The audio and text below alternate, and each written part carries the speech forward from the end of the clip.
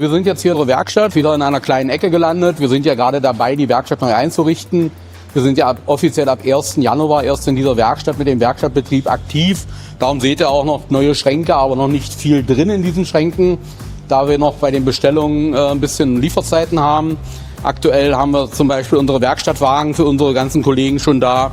Ihr seht, gutes Werkzeug, gutes ausgerüstet, auch eine vernünftige Qualität. Und ja, das Ganze wird sich natürlich noch füllen über die nächsten Tage und Wochen. Aber Lieferfristen sind halt leider auch bei Werkzeug heutzutage ein großes Problem.